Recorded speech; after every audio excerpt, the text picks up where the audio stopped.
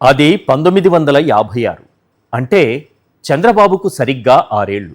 అప్పట్లో ఓ రోజు ఆయన స్కూలుకు వెళ్లకుండా ఓ చెట్టు కింద కూర్చుని సుదీర్ఘంగా ఆలోచించడం మొదలుపెట్టారు. అలా మెల్లగా నిద్రలోకి జారుకున్నారు. అప్పుడే ఆయనలోని విజనరీ మేలుకొన్నాడు. నారావారిపల్లెకు 940 కిలోమీటర్ల దూరంలో ఉన్న భోగాపురంలో ఎయిర్పోర్టు ఎందుకు కట్టకూడదు అనే మెరుపు ఆలోచన ఆయన మెదడులో మిదిలింది.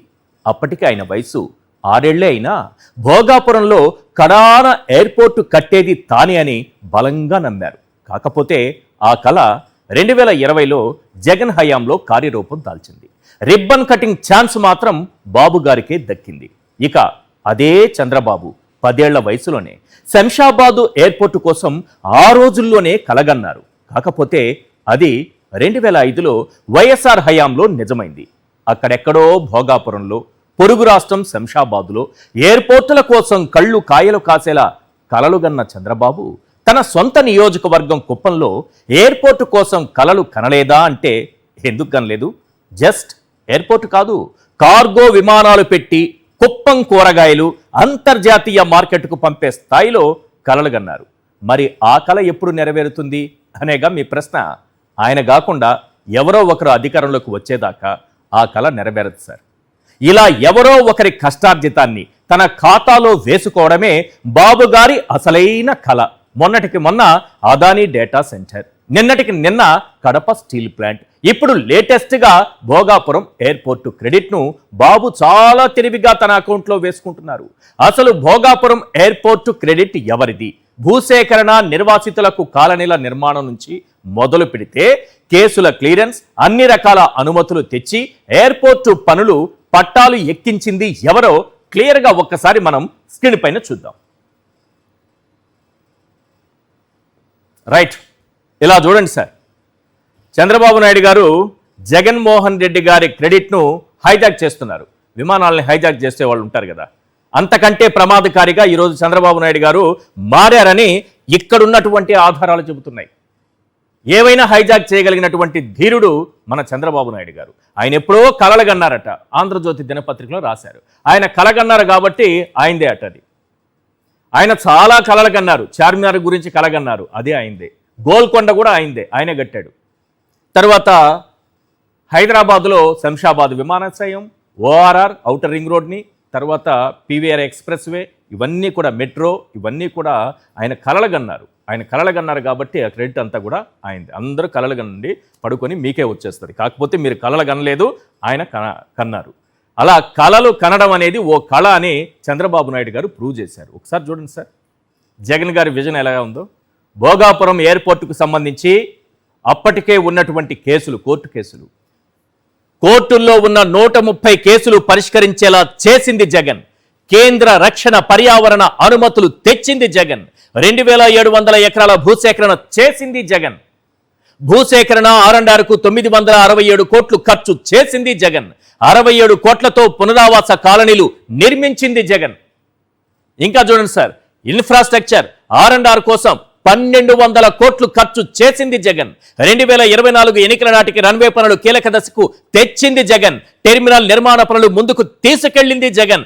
55 కిలోమీటర్ల మేర 6 లేన్ల కనెక్టివిటీ రోడ్డు ఆలోచన చేసింది జగన్. రోడ్డు పనులకు కేంద్రం నుంచి నిధులు తీసుకొచ్చింది జగన్. రాసుకోండి, రాసి పెట్టుకోండి. ఇందులో ఏ ఒక్కటైనా సరే చంద్రబాబు నాయుడు గారు చేశారేమో లోకేష్ గారిని అడగండి. ఆయన స్టాన్ఫోర్డ్ యూనివర్సిటీలో చదివొచ్చారు కదా. ఆయన ఈ మధ్య రకరకాల భాష మాట్లాడుతున్నారు, ఫ్రస్ట్రేషన్తో రగిలిపోతున్నారు.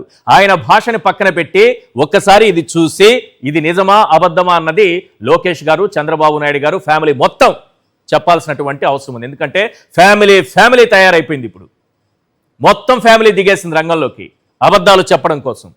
వాళ్ళు చెప్పేవన్నీ కూడా ఏ రకంగా ఉంటాయంటే క్రెడిట్ చోరీ, పచ్చి అబద్ధాలు, లేదంటే వాళ్ళకంటూ ఒక భాష ఉంటుంది, ఆ భాషలో మాట్లాడతారు. ఇక్కడ నేను చెప్పినటువంటివి ఏవైనా సరే అనుమానం ఉంటే అప్పుడు మాట్లాడండి, కాదు ఇది తప్పు అని నిరూపించండి.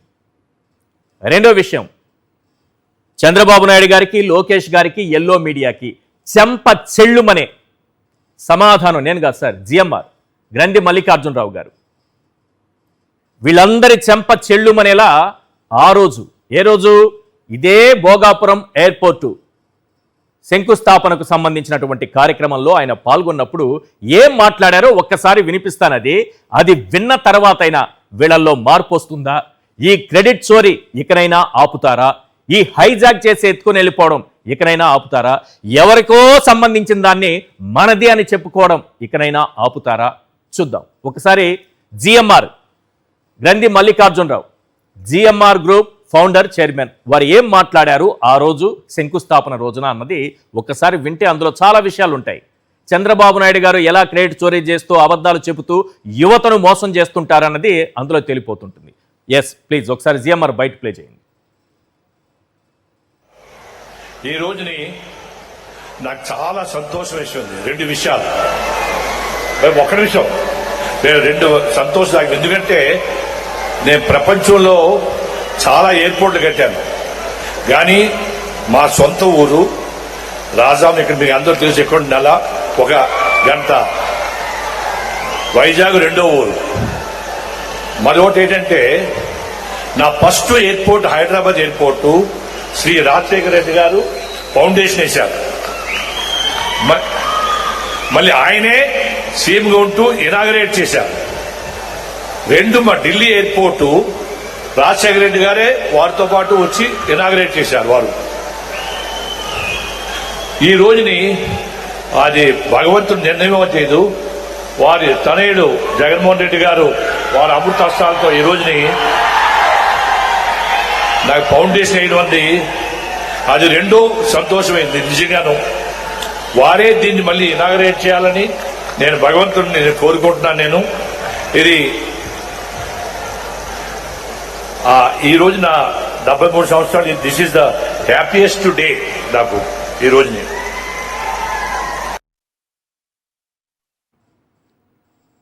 జిఎంఆర్ నిర్మించినటువంటి మొట్టమొదటి ఎయిర్పోర్టు శంషాబాద్ ఎయిర్పోర్ట్. దానికి శంకుస్థాపన చేసింది, ప్రారంభోత్సవం చేసింది వైఎస్ఆర్ గారే. క్లియర్గా చెప్పారు కదా ఆయన. శంకుస్థాపన దగ్గర నుంచి ప్రారంభోత్సవమైన మొత్తం వైఎస్ఆర్ గారి చేతుల మీదుగానే జరిగింది. చంద్రబాబు నాయుడు గారు ఎటువంటి అబద్ధాలు చెప్తారు, చరిత్రకు ఎంత మరకలు అంటిస్తారు. ఒకటి, భోగాపురం ఎయిర్పోర్టు ఎవరు శంకుస్థాపన చేశారో చూశారు కదా సార్, దృశ్యాలు కనిపిస్తున్నాయి. ఆ భోగాపురం ఎయిర్పోర్ట్ నిర్మించినటువంటి జిఎంఆర్, ఆ జిఎంఆర్ అధినేత గ్రంథి మల్లికార్జునరావు గారు, వారేం మాట్లాడారో మనం వింటున్నాం. ఇంత ఉన్నా సరే ఇది ఎప్పుడు జరిగింది? జూన్ 12, 2020 నాటి కార్యక్రమానికి సంబంధించి. ఇది కాకుండా అప్పటి కేంద్ర మంత్రి గడ్కరీ గారు ఏం మాట్లాడారో కూడా మరి కాసేపట్లో నేను వినిపిస్తా. చర్చను ప్రారంభిద్దాం. చర్చలో పాల్గొంటున్నారు బెల్లాన చంద్రశేఖర్ గారు, మాజీ ఎంపీ, వైఎస్ఆర్సీపీ నాయకులు; పురుషోత్తం రెడ్డి గారు, సీనియర్ అనలిస్ట్; శేఖర్ రెడ్డి గారు, వైఎస్ఆర్సీపీ అధికార ప్రతినిధి.